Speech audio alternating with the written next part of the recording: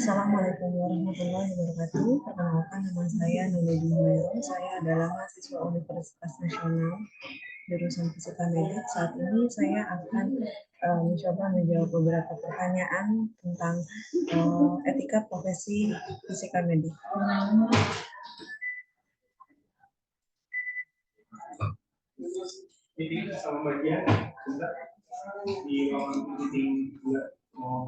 Pertanyaan pertama adalah, sebuah instansi radiologi rumah sakit di Jakarta memiliki fasilitas radiografi umum, mamografi, dan CT scan. Peralatan yang harus dimiliki oleh rumah sakit tersebut agar fisikawan medik dapat menjalankan fungsi fisikawan medik dengan maksimal, yaitu menurut Peraturan Kepala Bapeten nomor 8 tahun 2011 tentang keselamatan radiasi dalam menggunakan pesawat SINARX radiologi diagnostik dan intervensional. Yang pertama adalah tentang perlengkapan proteksi radiasi. Di sana ada beberapa peralatan tentang peralatan protektif radiasi, peralatan pemantau dosis perseorangan, dan peralatan pemantau paparan radiasi. Yang pertama adalah peralatan protektif radiasi, yaitu satu, apron anti radiasi merupakan salah satu alat pelindung yang wajib digunakan pada pekerja radiasi. Dengan alat tersebut diharapkan mampu memproteksi tubuh dari paparan radiasi. Yang kedua ada pelindung gonad. Pelindung gonad itu adalah alat pelindung diri petugas radiologi yang melindungi tubuh bagian bawah pada bagian pinggul sampai sistem reproduksi. Ketiga ada pelindung tiroid. Penggunaan pelindung tiroid itu merupakan salah satu cara untuk melindungi organ tersebut dari paparan radiasi. Selanjutnya ada pelindung tangan atau sarung tangan. Adalah alat pelindung yang berfungsi untuk melindungi tangan dalam melakukan prosedur tindakan keperawatan dengan tujuan mencegah terjadinya penularan kuman dan mengurangi resiko tertularnya penyakit. Kemudian ada kacamata PB, merupakan alat pelindung mata pada petugas radiografer. Kacamata yang digunakan ini berbentuk menyerupai kacamata renang.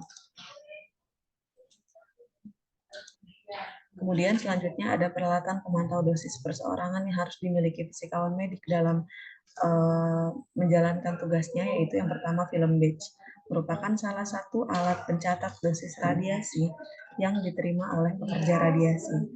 Kemudian ada TLD, thermoluminance dosimeter, yang disediakan oleh Balai Pengamanan Fasilitas Kesehatan atau BPK, Departemen Kesehatan atau Pusat Teknologi Keselamatan dan Meteorologi Radiasi, PTKMR Banten.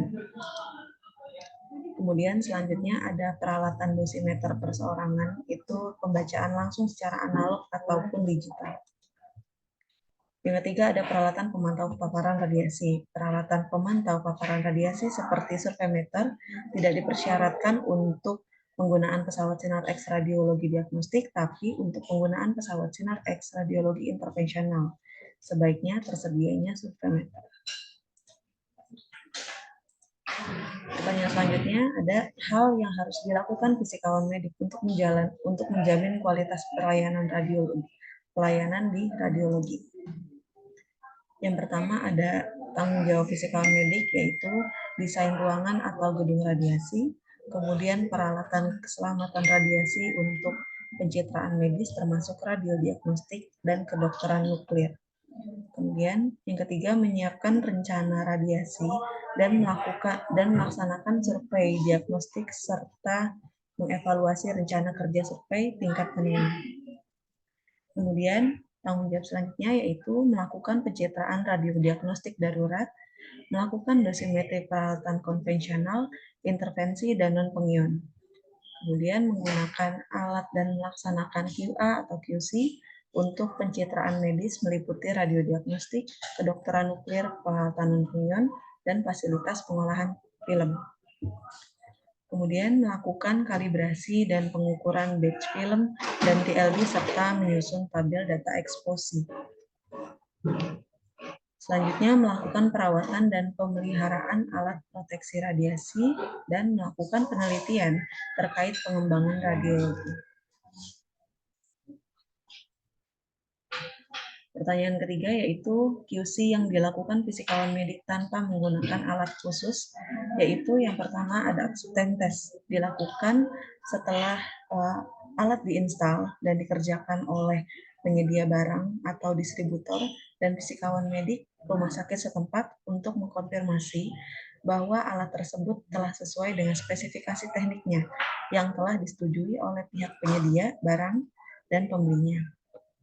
Setiap alat radiologi yang baru, baik pesawat Sinar X maupun sistem processingnya sebaiknya di-acceptance test sebelum digunakan pada pasien atau aplikasi klinik. Use yang kedua yaitu commissioning test. Commissioning test itu merupakan suatu proses perolehan seluruh data dari alat-alat radiologi untuk ditetapkan alat-alat tersebut yang dapat digunakan secara klinik pada spesifikasi departemen tersebut. Commissioning test ini akan memberikan nilai-nilai baku atau baseline value untuk QC prosedur. Yang ketiga ada monitoring. Monitoring adalah proses rutin pengumpulan data atau pengukuran kemajuan atas objektif program memantau perubahan yang fokus pada proses dan keluaran. Kemudian selanjutnya ada maintenance atau pemeliharaan. Maintenance atau pemeliharaan merupakan serangkaian aktivitas untuk menjaga fasilitas dan peralatan agar senantiasa dalam keadaan siap pakai untuk melaksanakan produksi secara efektif dan efisien, sesuai dengan jadwal yang telah ditetapkan dan berdasar standar fungsional dan kualitas.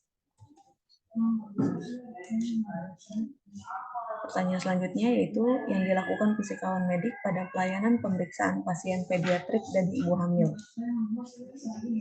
Menurut Peraturan Badan Pengawas Tenaga Nuklir Republik Indonesia Nomor 4 Tahun 2020 tentang keselamatan radiasi pada penggunaan pesawat Sinar X dalam radiologi diagnostik dan intervensional, yaitu pasal 12 menyatakan tenaga medis dalam bidang radiologi sebagaimana dimaksud dalam pasal 9 ayat 1 huruf A memiliki tugas dan tanggung jawab menjamin pelaksanaan seluruh aspek proteksi radiasi pasien paling sedikit yang pertama memberikan rujukan dan justifikasi pelaksanaan diagnosis dengan mempertimbangkan informasi pemeriksaan sebelumnya.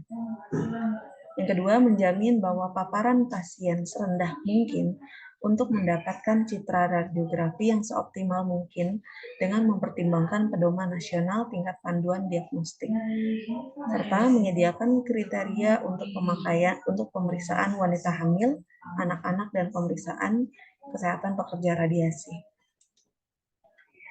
Kemudian pasal 38 ayat 2 itu menyatakan pemegang izin wajib menempatkan pekerja radiasi wanita hamil atau diperkirakan hamil di daerah kerja yang tingkat radiasinya kurang dari 1 milisievert per tahun. Pasien dengan radiosensitivitas yang tinggi sebagaimana dimaksud pada ayat 2 huruf E meliputi bayi, anak-anak, dan wanita hamil atau diperkirakan hamil.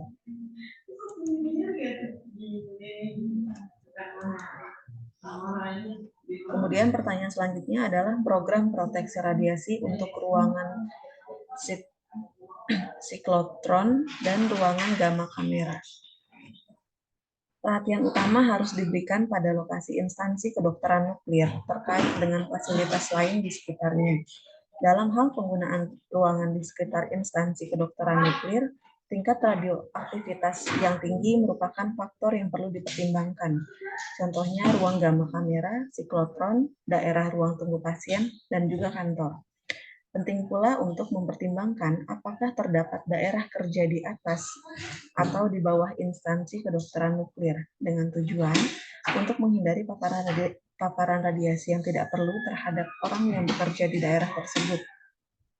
Dalam keadaan apapun, akses ke dalam ruang radiofarmaka harus dibatasi. Kemudian, proteksi radiasi membutuhkan perisai yang terbuat dari timbal atau bahan padat sejenisnya. Perisai dapat menyatu dengan dinding ruangan secara keseluruhan atau dapat dipasang pada sisi tertentu yang memiliki laju dosis tertinggi. Hal ini berarti bahwa lantai, kursi, dan permukaan tempat kerja lain harus cukup kuat untuk menahan beban perisai. Hal yang sangat penting adalah laju dosis di luar ruangan, khususnya di daerah mana publik dapat mengakses daerah tersebut, harus di bawah nilai batas yang diizinkan. Terdapat tempat generator membutuhkan pertimbangan yang hati-hati. Meskipun generator memiliki perisai internal, perisai eksternal tambahan mungkin juga diperlukan. Penambahan tersebut tergantung pada besarnya aktivitas molybdenum. Terima kasih. Assalamualaikum warahmatullahi wabarakatuh.